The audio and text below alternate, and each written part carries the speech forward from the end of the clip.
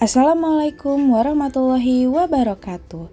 Halo anak-anak semua. Hari ini kita akan memperingati Isra Mi'raj Nabi Muhammad Sallallahu Alaihi Wasallam.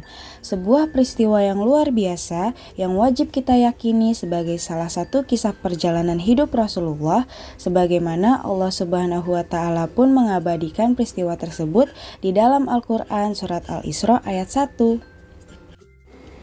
Wafatnya dua figur yang paling disayang Rasulullah, Siti Khadijah dan juga Abu Thalib, membuat Nabi bersedih.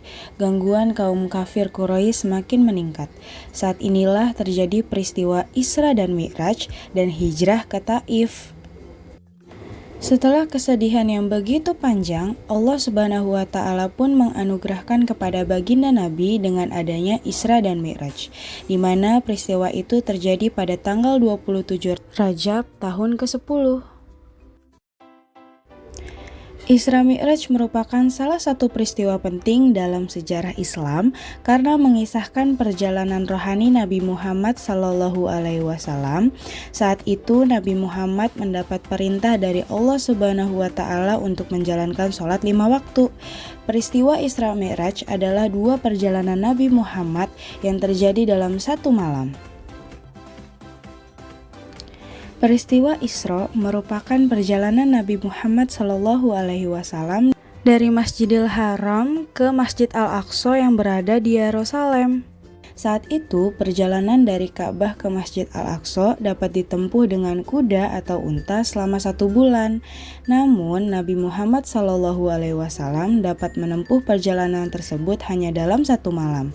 Di perjalanan tersebut, Nabi Muhammad SAW mengendarai hewan yang bernama buraq.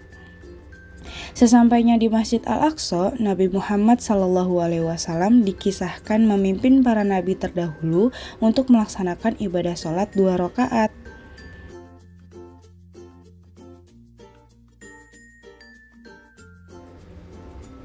Nah, sedangkan Mi'raj merupakan perjalanan Nabi Muhammad dari Masjid Al-Aqsa menuju ke langit ke-7 atau Sidratul Muntaha. Di setiap tingkatan langit tersebut, Nabi Muhammad SAW bertemu dengan nabi-nabi terdahulu. Nabi-nabi tersebut diantaranya Nabi Adam di langit pertama, Nabi Isa dan Yahya di langit kedua, Nabi Yusuf di langit ketiga, Nabi Idris di langit keempat, Nabi Harun di langit kelima, Nabi Musa di langit keenam, Nabi Ibrahim di langit ketujuh. Sejak kedua peristiwa tersebut, umat Islam diwajibkan menjalankan sholat 5 waktu dalam sehari. Pada mulanya, Allah Subhanahu wa Ta'ala memerintahkan umat Islam untuk melaksanakan ibadah sholat sebanyak 50 kali dalam sehari. Nabi Muhammad SAW membawa buah tangan dari peristiwa Isra Mi'raj, yaitu sholat 5 waktu. Sholat adalah ibadah umat Islam yang tercantum pada rukun Islam kedua.